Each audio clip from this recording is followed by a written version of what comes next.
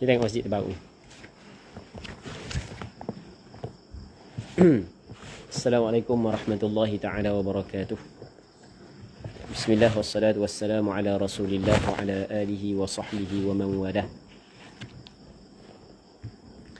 Allahumma la sahla illa ma ja'altahu sahla wa anta taj'alul hazna ila syi'ta sahla. Allahumma ja'alna minas su'ada'il maqbulin wa la taj'alna minal ashqiya'il mardudin.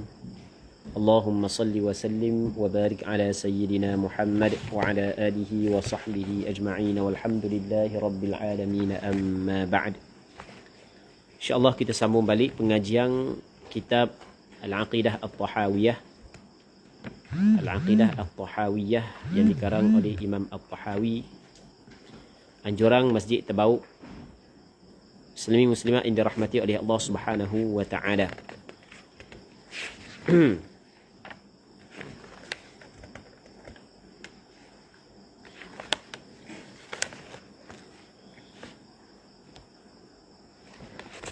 Kata Imam At-Tahawi rahimahullahu subhanahu wa ta'ala, wa nafa'ana Allahu bi'ulumihi fid darain amin. Wa nu'minu bil malaikati wan nabiyyin wal kutubil munazzalati 'alal mursalin wa nashhadu annahum kanu 'alal haqqil mubin. Katanya, kami beriman. Kami beriman dengan maksud kami percaya. Hati kita membenar kepada para malaikah. Kita di sana ada makhluk Allah Subhanahu wa taala yang dikenali sebagai malaikah. Malaikah ni makna para malaikat. Kita cakap malaikah adalah malaikat. Di perkataan malaikah dia menunjuk di atas banyak. Kalau seorang malaikat dipanggil, orang Arab kata malak. Malak seorang malaikat. Kalau malaikah para malaikat. Jadi kita kena meyakini. Kita kena mengimani.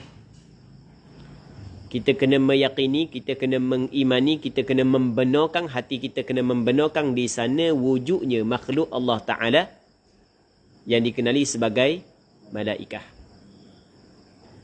Yang mana malaikah dia termasuk dalam makhluk yang gaib, yang kita tidak dapat lihat dengan mata kasar kita. Tetapi ia makhluk Allah sebagaimana kita makhluk Allah. Kita ciptaan Allah, dia juga ciptaan Allah. Kita tidak pernah tengok malaikat. Allah Subhanahu wa taala tidak menzahirkan malaikat kepada mata kasar kita. Tetapi kewujudan mereka adalah suatu yang betul, suatu yang benar, suatu yang pasti, suatu hak yang memang wujud. Kerana Allah Subhanahu wa taala dan Rasulnya khabar. Dan makhluk Allah Ta'ala yang paling ramah, malaikat. Dah tak bunyi pun malaikat accident, dia malaikat tidak seperti kita. Malaikat dia mempunyai jisim latif. Jisim yang halus. Kita ni bukan jisim latif, jisim yang kasar. Para malaikat adalah makhluk Allah Subhanahu wa taala yang paling ramah. Tidak ada makhluk Allah Ta'ala yang paling ramah berbanding dengan malaikah. Allah Subhanahu wa taala berfirman dalam Al-Quranul Karim, "Wa ma ya'lamu junuda rabbika illahu." Tidak mengetahui tentera-tentera Tuhan engkau ya Muhammad melainkan dia. Siapa dia? Siapa dia? Allah. Allah Ta'ala saja yang mengetahui tentera-tentera Allah. Malaikat adalah makhluk Allah Ta'ala yang paling ramah. Langit adalah tempat malaikat sebagaimana bumi adalah tempat kita. Langit adalah tempat malaikat sebagaimana langit adalah tempat kita. Langit pertama dipenuhi dengan malaikat. Langit kedua dipenuhi dengan malaikat. Langit ketiga dipenuhi dengan malaikat. Langit keempat dipenuhi dengan malaikat. Allahu Rabbi, hebat. Malaikat perkara yang gaib. Jadi apabila kita nak bercakap dengan perkara yang gaib, mesti kena berlandaskan kepada wahyu. Dia tidak boleh kita pakai bahan rambang kali. Tak boleh. Dan di zaman kita lah ni, banyak pakai bahan rambang, benda-benda hak yang gaib punya bahan rambang juga. Tak boleh kita buat ikut andayang-andayang benda hak yang gaib. Para malaikat ramah. Cuma, kita tidak mengetahui secara terperinci tentang malaikat, melainkan apa hak yang sampai kepada kita melalui wahyu. Apa yang disampaikan kepada kita melalui wahyu. Di sana ada wahyu daripada Al-Quran, begitu juga daripada hadis Nabi sallallahu Allah Taala dan Nabi sallallahu alaihi wasallam menjelaskan tentang nama sebahagian malaikat, maka kita percaya kepada nama tersebut. Tapi ramai lagi malaikat yang kita tidak tahu nama. Tidak gitu. Adakah semua manusia yang di atas dunia kita tahu nama belaka? Tak. Kita duduk dalam kampung Semaya dengan Najerneh ni sebagai contoh. Bukan ramai mana. Tapi adakah semua orang sini kita kena tahu belaka nama? Tak tahu. Baik. Begitu juga para malaikat. Kita tidak mengetahui nama melainkan hak yang Allah Ta'ala khabar dalam Quran dan Nabi SAW khabar dalam hadis. Mereka-reka nama malaikat tanpa ada sandaran wahyu, itu adalah salah. Ada sebahagian daripada golongan hak yang bercakap tentang malaikat. Meletakkan nama malaikat ni ikut dang sekali. Ikut dang sekali dia tak nama. Tanpa ada sandaran wahyu, itu adalah salah. Ketika kita wajib mengimani terhadap malaikat, maka kita kena percaya bahawasanya di sana ada makhluk Allah, ciptaan Allah, yang dinamakan sebagai para malaikat. Bagaimanakah perinciannya? Kita kena tengok hak yang datang daripada wahyu lah. Kau dah tu je lah. Hak lebih-lebih kita tak tahu lah. Okey. Malaikat diciptakan daripada benda. Cuba kita tengok. Ada tak ayat Quran ataupun hadis menceritakan tentang penciptaan malaikat daripada benda? Ternyata di sana ada hadis menyebut bahawasanya malaikat diciptakan daripada benda? Daripada cahaya. Khuliqatil malaikatu min nur, kata Rasulullah. Malaikat diciptakan daripada cahaya. Maka kita kena beriman bahawasanya malaikat diciptakan daripada cahaya. Adakah mesti orang yang diciptakan daripada cahaya mesti tubuh dia bercahaya? Tak semesti. Sebagaimana kita diciptakan daripada tanah, adakah tubuh kita, muka kita ada tanah? Tak semesti. Okey, boleh faham? Asal penciptaan malaikat daripada cahaya. Sebagaimana kita asal penciptaan kita daripada tanah. Adakah mesti orang yang diciptakan daripada cahaya, tubuh dia mesti kena bercahaya? Mesti ke tak? Tidak. Faham tak lagi? Okey, satu. Di sana ada, tentang malaikat. Malaikat, kalau kita tengok bentuk dia, bentuk malaikat bagaimana? Ternyata dalam Al-Quranul Karim menyebut bahawasanya malaikat mempunyai sayap. Allah Subhanahu Wa Taala menyebut uli ajnihatin mathna wa thulatha wa ruba'. Allah Ta'ala menciptakan malaikat yang mempunyai sayap. Ada hak yang mempunyai sayap mathna, 2, wa thulatha, dan 3, wa ruba' dan 4. Jadi kita kena mempercayai bahawasanya malaikat mempunyai sayap. Ada malaikat yang mempunyai ada 2 sayap, ada 3 sayap, ada 4 sayap. Dan di sana ada hadis yang menceritakan bahawasanya malaikat Jibril mempunyai 600 sayap. Maka kita kena mempercayai malaikat Jibril mempunyai 600 sayap. Di sana ada hadis menceritakan tentang para malaikat ni boleh menjelma menjadi manusia. Maka kita kena percaya bahawasanya Allah Subhanahu Wa Taala mengizinkan malaikat menjelma menjadi manusia. Di sana ada dalil yang menyebut nama malaikat. Di sana ada malaikat yang dikenali sebagai Jibril ataupun Jibrail. Maka kita kena percaya di sana ada malaikat yang nama dia Jibril, Mikail. Di sana ada malaikat yang dikenali sebagai Hamalatul Arsh. Ini disebut dalam hadis. Malaikat yang menanggung arash. Di sana ada malaikat yang dikenali sebagai Malaikatul Rahmah. Di sana ada Malaikatul Azab. Ini disebut dalam hadis. Yang mana apabila seorang mati, maka ada malaikah yang akan menyambut roh dia. Kalau orang baik akan disambut oleh Malaikatul Ar-Rahmah. Dan kita mengharapkan yang menyambut roh kita adalah malaikatur rahmah. Dan kalau dia saat itu adalah orang yang jahat, maka yang menyambut roh dia siapa? Malaikat al-azab. Dan di sana ada malaikat al-hafazah, malaikat yang menjaga. Malaikat hafazah. Di sana ada malaikat yang dinamakan sebagai kiraman katibin, malaikat yang menulis amalan. Muslimin-muslimat yang dirahmati oleh Allah Subhanahu wa taala. Dan disebut dalam hadis bahawasanya antara tempat yang tidak disukai oleh malaikat adalah rumah yang di dalamnya ada patung.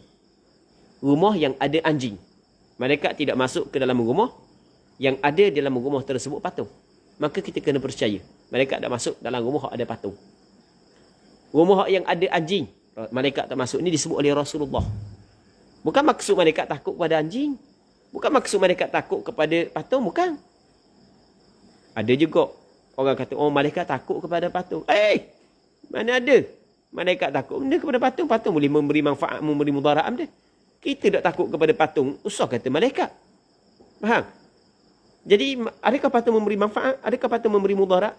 Tak. Anjing, adakah dia mendatangkan mudarat? Bukan semua anjing mendatangkan mudarat.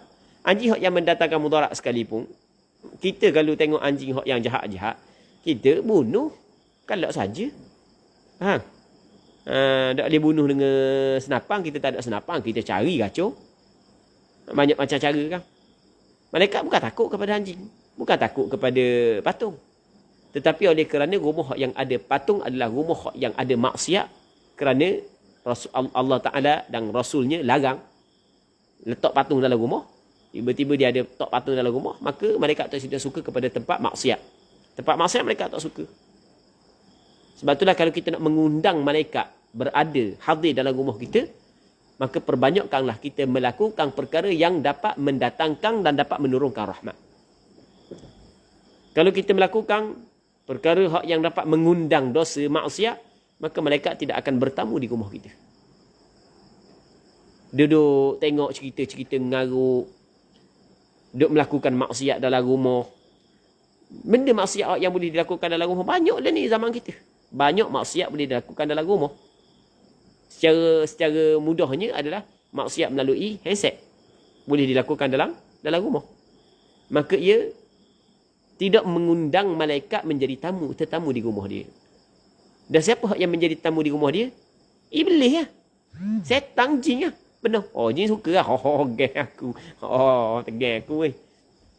Tengok. Begitu juga patung-patung kena buang. Patung-patung dia kena buang. Di zaman kita ni, ramai orang menganggap biasa tentang patung. Sedangkan benda tu benda yang cukup diambil berat oleh Rasulullah tentang patung. Rasulullah tengok di tabir rumah dia. Aisyah buat tabir rumah dia ada gambar. Ada patung. Di tabir tersebut Rasulullah suruh jatuhkan tabir. Tapi di zaman kita, biasanya buat balik patung tu, buat balik patung ni. Cuma dalam masalah patung ni ada perbincangan lah dalam kalangan ulama fiqh. Kalau patung sebagai contoh macam anak kang, dia tidak anak kang. Dia tidak anak kang. Anak kang kan? Ataupun macam patung hak yang kecil-kecil, hak yang budak-budak main masak tu, waktu dibolehkan untuk budak-budak, tapi jangan untuk mak budak. Jangan untuk orang tua. Patung-patung janganlah patung beruang. Jadi nak tidur dengan patung beruang, dengan patung tu, patung ni. Gitu buat batal pula. Hak tu benda hak yang tidak comel. Tu kita kena ingat. Janganlah kita buat benda tersebut. Nak buat batal golek terus. Kono jangan buat patung binatang-binatang lah, binatang-binatang hak yang jenis bernyawa jangan. Tu dilarang. Okey, tu antara benda hak yang penting kita kena tahu. Dan tempat hak yang dihadiri oleh para malaikat adalah masjid, surau, tempat-tempat yang baik. Itu tempat yang dihadiri oleh para malaikat muslimin muslimat yang dirahmati oleh Allah Subhanahu wa taala. Jadi kami beriman kepada para malaikat. Okey, boleh tak nak tengok malaikat? Boleh tak nak tengok malaikat? Boleh. Siapa boleh tengok? Orang yang Allah Ta'ala izin. Orang yang Allah Subhanahu Wa Taala izin, maka boleh dia tengok malaikat. Jadi bermakna orang yang Allah Taala tidak izin tidak boleh tengok malaikat. Orang yang Allah Taala izin sahaja boleh tengok malaikat. Dah ada tak orang pernah tengok malaikat? Ada. Siapa? Sebahagian lagi. Nabi itu jelas dah. Sebahagian daripada sahabat Rasulullah yang bukan Nabi sekalipun pernah berjumpa dengan malaikat. Dan mungkin ada di kalangan kita pernah berjumpa dengan malaikat. Ada kemungkinan. Ming ada Ming? Takut Ami pernah jumpa tu? Mana kita tahu? Mungkin ada di kalangan kita. Bukan benda mustahil. Sebab benda tu pernah berlaku. Maksudnya ramai di kalangan para sahabat pernah melihat para malaikat. Ada tak amalan-amalan yang dapat kita tengok malaikat? Ada tak? Ada tak, Fendi? Ada tak? Ada. Amalan yang boleh kita dapat tengok malaikat. Benda amalan ni. Satu ketika, sahabat Nabi SAW khabar kepada Rasulullah. Rasulullah, kalau kami duduk dalam majlismu, wahai Rasulullah, maka kami ingat kepada akhirat, kami nak zuhud kepada dunia, ingat kepada syurga, ingat kepada neraka. Tapi kalau balik di rumah, main dengan anak bini, hilang belaka benda tu. Hilang belaka. Jadi para sahabat ngadu hal kepada Rasulullah.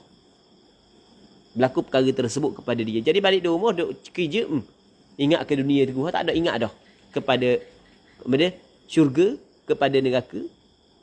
Tak ada ingat dah dalam hati. Hilang terus. Para sahabat. Kita dalam majlismu pun lupa juga kepada benda syurga dengan neraka. Dia duduk dalam majlis Rasulullah, ingat kepada syurga, ingat kepada neraka. Nak zuhud dah kepada dunia. Tak mahu dah dunia. Tapi balik rumah, habis hilang benda tu. Kata Rasulullah SAW, maksud daripada perkataan Rasulullah, sekiranya keluar daripada majlis aku pun keadaanmu seperti begitu, nescaya kamu akan berjumpa dengan malaikat. Malaikat akan bersalang denganmu di tengah-tengah jalan. Okey. Jadi bermakna ni disebut dalam hadis yang sahih. Biasa dengar dah hadis ni tadi? Bagus, biasa dengar dah. Maka kata Nabi, kita faham daripada hadis ni, cara antara amalan lah, kalau kita cakap antara amalan yang boleh berjumpa dengan malaikat sebagaimana yang disebut oleh Rasulullah adalah orang tu hati dia kena sering mengingat akhirat. Dan hati dia sentiasa zuhud dengan dunia. Sentiasa kena ingat dengan akhirat. 24 jam ingat kepada akhirat. Maka nescaya dia akan dapat berjumpa dengan malaikat. Kerana ia disebut oleh Rasulullah. Rasulullah khabar gitu. Rasulullah sallallahu alaihi wasallam khabar begitu. Baik. Seterusnya kami beriman kepada para malaikat dan kepada para nabi. Kita beriman kepada para nabi. Dia nabiyun diambil daripada perkataan naba. Kita dalam Al-Quran ada surah dia? Surah Naba. Surah dia? Surah Naba. Apa makna Naba? Berita. Amma yatasa'alun anin naba'il azim. Amma, tentang apakah? Itu makna amma. Tentang apakah? Yatasa'alun, saling bertanya mereka itu. Manusia musyrikin Mekah, tentang apa saling mereka itu bertanya? Anin naba'il azim. Tentang suatu berita yang besar. Oh, mereka itu saling bertanya tentang suatu berita yang besar. Tentang wahyu yang diturunkan kepada Rasul. Tentang Nabi SAW yang dilantik menjadi Rasul. Mereka itu saling bertanya. Okey, naba' mana benda? Berita yang besar. Nabiyun diambil daripada perkataan naba'. Nabi adalah seorang yang diberi kepada dia berita, yakni wahyu. Nabi. Kita kena percaya bahawasanya di sana ada golongan yang dikenali sebagai Nabi. Orang yang Allah Ta'ala bagi wahyu. Wahyu ni benda wahyu. Wahyu adalah sesuatu yang Allah Ta'ala kurniakan kepada Nabi.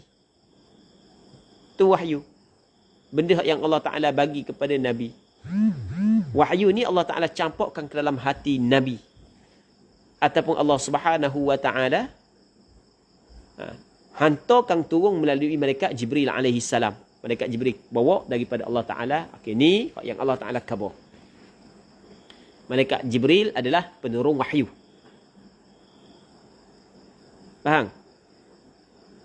Kita lah ni oleh kerana Nabi tak ada dah. Nabi yang last sekali adalah Nabi Muhammad, maka tak ada dah wahyu. Tak ada wahyu. Tapi wahyu yang masih lagi kekal adalah Al-Quran. Maksudnya tidak ada wahyu yang diturunkan sekarang ni. Cuma lah ni ada ilham. Ada sebahagian daripada hamba Allah Ta'ala ilhamkan. Kita nak dapat ilham daripada Allah Subhanahu Wa Ta'ala, maka caranya adalah kita kena bersihkan hati kita, barulah dapat ilham. Jadi kita kena meyakini di sana ada para nabi. Di sana ada para nabi. Nabi ini adalah lelaki. Perempuan tidak ada nabi mengikut pandangan mu'tamad, pandangan yang rajihnya, yang kuatnya. Perempuan tidak ada nabi. Nabi di kalangan perempuan tidak ada. Namun di sana ada sebahagian daripada ulama mengatakan ada juga nabi di kalangan perempuan. Antara nabi di kalangan perempuan adalah Asiyah, ibu kepada Nabi Allah Musa. Asiyah isteri Fir'aun. Dan setengah-setengah ulama. Asiyah pula. Isteri pula.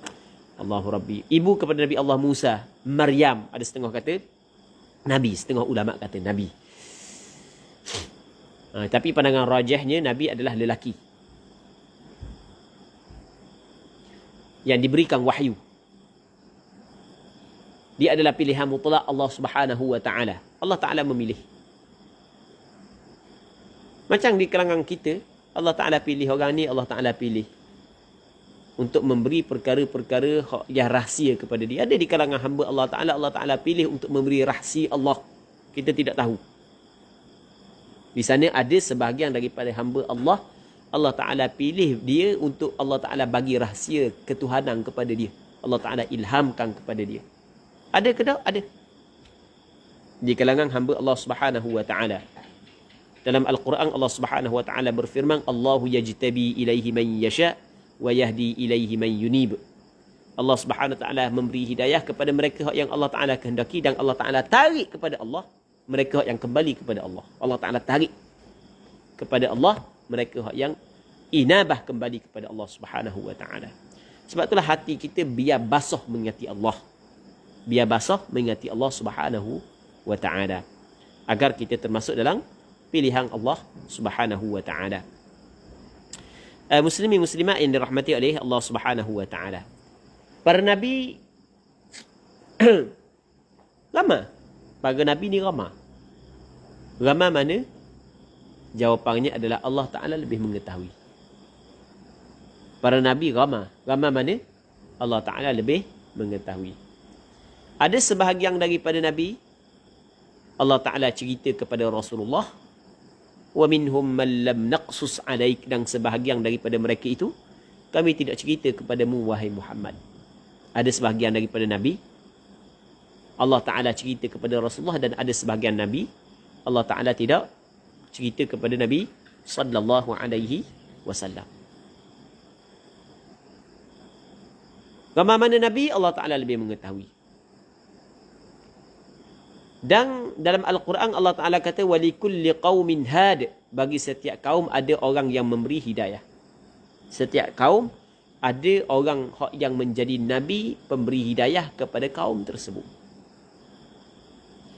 Dan kalaulah bangsa Melayu adalah bangsa asal. Faham? Bangsa asal. Maksudnya bangsa yang lama dah. Sebagaimana bangsa Cina lama kan. Kalau bangsa Melayu bangsa asal, kemungkinan ada nabi di kalangan orang-orang Melayu. Kemungkinan. Tapi kita tidak memutuskan benda yang kita tidak tahu. Benda yang gaib kita tidak memutuskan. Sebab benda kita kata kemungkinan, kerana Allah Ta'ala khabar ada sebahagian daripada Nabi kami tidak cerita kepadamu ya Muhammad. Wa minhum man lam naqsus alaik. Dan ada ayat Allah Ta'ala kata walikulli qaumin had, bagi setiap kaum ada orang yang memberi petunjuk. Jadi ada kemungkinan di kalangan orang, kalau sekiranya bangsa Melayu adalah bangsa asal, ada kemungkinan di kalangan orang Melayu sebelum daripada ini juga ada Nabi. Ada kemungkinan di kalangan orang India ada Nabi dia. Jika ada kemungkinan di kalangan orang Cina ada nabi dia. Kemungkinan. Dan kemungkinan gambaran-gambaran hak yang tokong, hak yang disembah oleh orang Cina, hak yang tokong dia, hak yang benda janggut panjang, misah panjang, pegang bawah tasbih sebagai contoh. Hak yang tokong Cina tu, kemungkinan itu adalah gambaran nabi. Kemungkinan. Tapi kita tidak memutuskan. Kerana di sana ada hadis yang menyatakan bahawasanya orang dulu bila mati orang soleh di kalangan mereka itu membuat patung untuk memperingati orang-orang soleh tersebut. Sampai generasi berikut menyembah patung itu. Ada kemungkinan. Muslimat yang dirahmati oleh Allah Subhanahu Wa Taala. Tetapi benda yang kemungkinan saat itu tidak boleh kita jazam, kita tidak boleh putus, kita tidak boleh meyakini, melainkan apabila ada dalil daripada syarak. Kita kata ada kemungkinan kerana di sana ada hadis yang menyebut, ada dalil yang menyebut secara umum. Baik. Dan kitab-kitab yang diturunkan kepada Rasul. Di sana ada kitab yang diturunkan kepada Rasul. Banyak mana Allah Ta'ala juga lebih mengetahui. Cuma hak yang besarnya adalah Quran, Taurah, Injil, Zabur, suhuf yang diturunkan kepada Nabi Allah Musa, suhuf ni lembaran kertas beberapa helai yang diturunkan kepada Nabi Allah Ibrahim alaihi wassalam.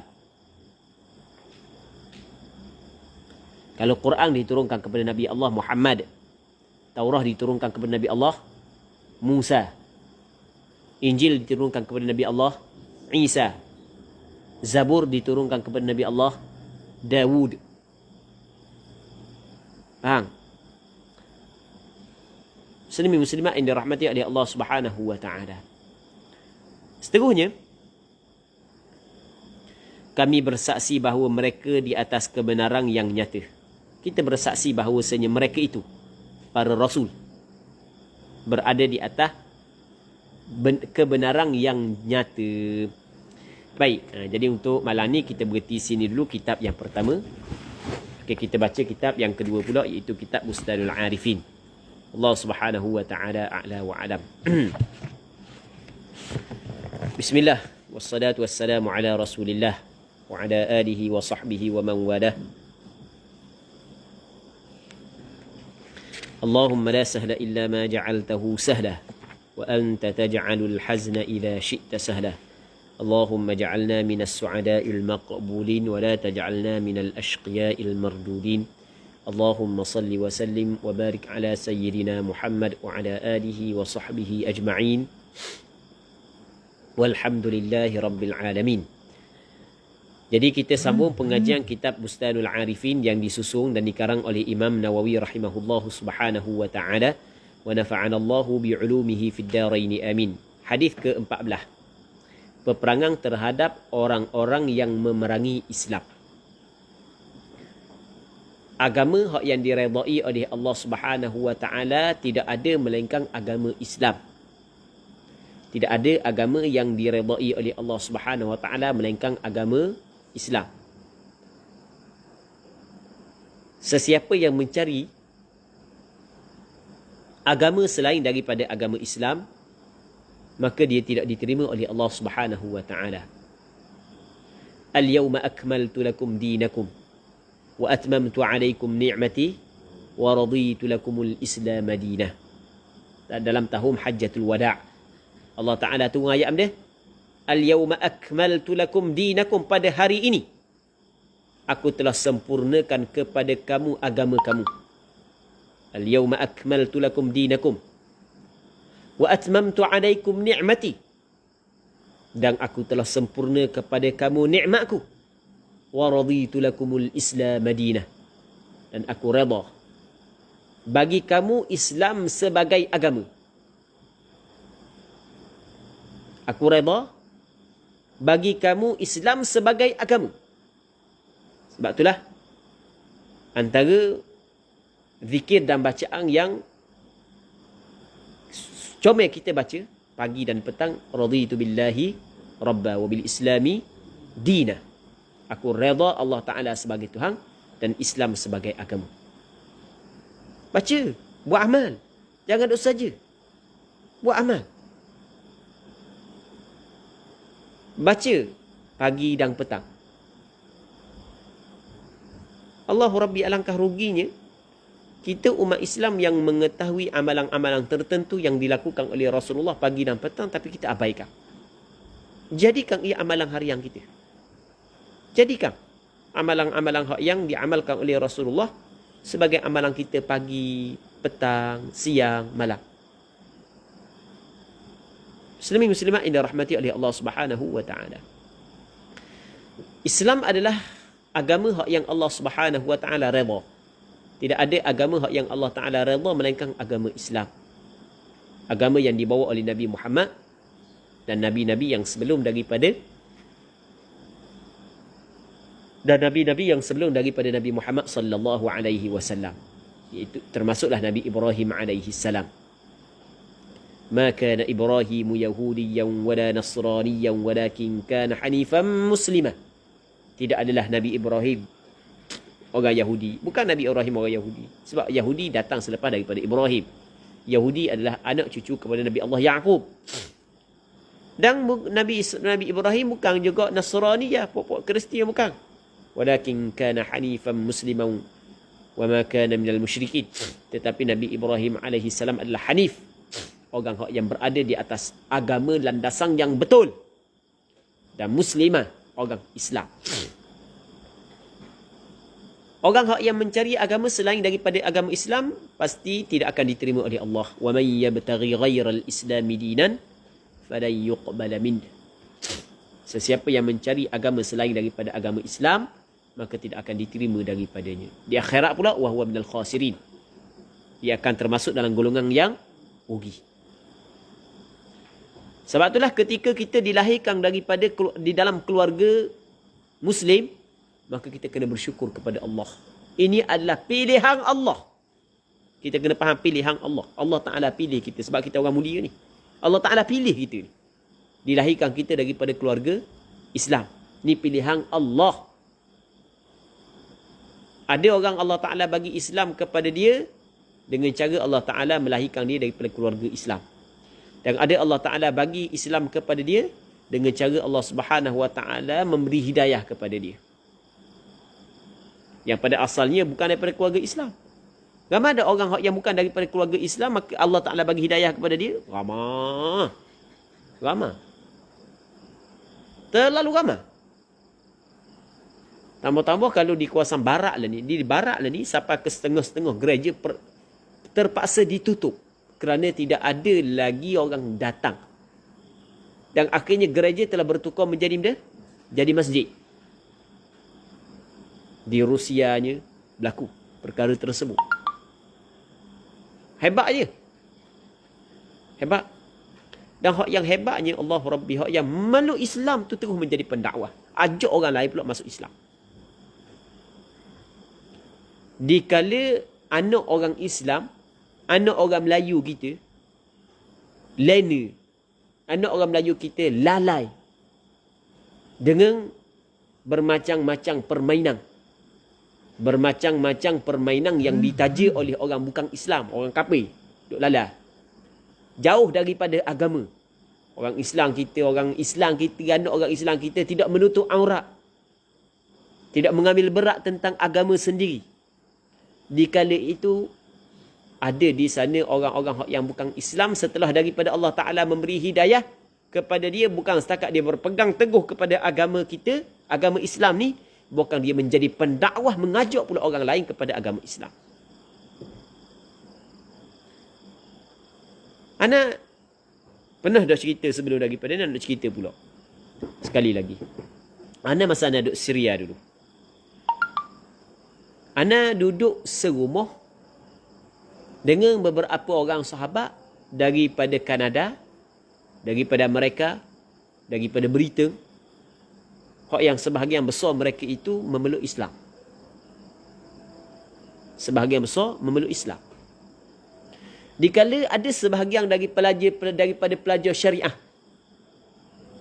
Pelajar syariah, sebahagian daripada pelajar syariah. Sebahagian, bukan semua, sebahagian, segelintir. Suka layang cerita-cerita Korea. Oh, layang cerita Korea. Belajar syariah. Allahu Rabbi. Belajar syariah akhir zaman. Dia suka layang cerita-cerita Korea yang tidak menutup aurat. Ketika mana sebahagian daripada pelajar syariah dilalaikan dengan pelawak cerita. Semoga Allah Subhanahu Wa Taala memaafkan kesilapan kita. Sahabat-sahabat ana hak yang memeluk Islam dah layang sikit pun. Lepas daripada masuk Islam dia tinggal tengok TV. Sampai tahap tu kuatnya dia berpegang kepada agama. Lambat pun nyimpang pas masjid lalu. Dengan belajar sungguh kejap je, belajar 2-3 tahun jadi ulama. Maksudnya bukan jadi orang alim lah, pandang ngajar dah. Belajar 2-3-4 tahun jadi ulama. Kebersungguhan dia. Dak cara dah ke TV dak cara dah. Dah tahu dah benda tu pelawak kan. Bukan sungguh benda tu pelawak. Apatah lagi benda tu maksiat. Jaga pandangan mata. Kuat beribadat kepada Allah Subhanahu Wa Taala. Allah Rabbi. Muslimin muslimat yang dirahmati oleh Allah Subhanahu Wa Taala. Jadi ketika mana Allah Taala memberi kepada kita agama Islam, maka kita kena ingat itu adalah suatu nikmat yang cukup besar. Yang wajib kita kena bersyukur. Dan wajib kita kena mempertahankan agama kita. Yang ada dalam diri kita dan agama kita. Jangan sekali-kali ada orang lain cuba menghina agama kita. Kalau dalam bab lain, kita boleh bertoleransi lagi. Kita boleh bertolak ansur. Tetapi dalam bab agama, tidak. Jangan sekali-kali mempermainkan agama Islam. Kerana orang Islam sanggup mempertaruhkan nyawa dia demi mempertahankan agama Islam. Baik. Hadis ke-14, peperangan terhadap orang yang memerangi Islam. Orang yang memerangi Islam, di sana ada peperangan. Okey, nanti hadis ni kita akan sambung pada minggu depan kalau sekiranya dipanjangkan umur. Jadi untuk malam ni kita berhenti sini dulu, muslimin muslimat yang dirahmati oleh Allah Subhanahu Wa Taala. Kita berdoa kepada Allah agar pengajian kita pada malam yang mulia ini diberkati oleh Allah Subhanahu Wa Taala. Allah Subhanahu Wa Taala a'la wa alam. Sallallahu ala sayyidina Muhammad wa ala alihi wa sahbihi ajma'in. Walhamdulillahi rabbil alamin.